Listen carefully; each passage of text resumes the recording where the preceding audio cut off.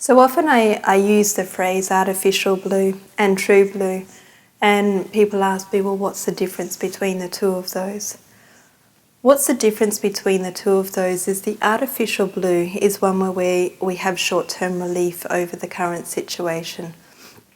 So we get back to our state of blue, but it's a false blue. It's a non-sustaining blue. It's one that often requires things that are outside of us to keep that artificial state.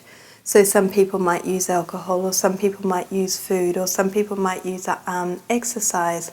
And I'm not saying that exercise is wrong or the others are wrong. I'm just saying it's the intention behind why we use them. So sometimes we use those and it gets us to what we say is an artificial state of blue. But that artificial state of blue is one that is short-lived. It's not one that's going to be sustainable over time, because it's always requiring something that's outside of us to be able to keep that state within our body.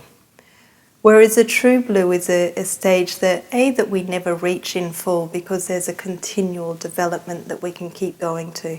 Yeah, so one of my favourite questions is what's next? So when I get to a state of blue here, I then say, well, what's next? What's the next part of life for me to be able to self-master or to address or to be able to evolve from?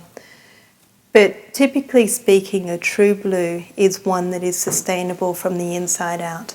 It's one that's relying solely on ourselves to be able to sustain, and it's not relying on anything that's outside of us.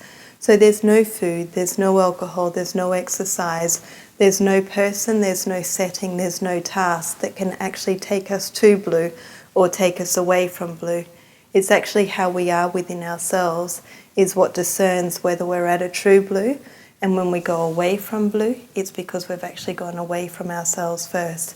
So the true blue is actually one that's based on connecting to ourselves, connecting to us for who we are, and knowing that the joy comes from inside of us and not something that can be given to us from the outside world.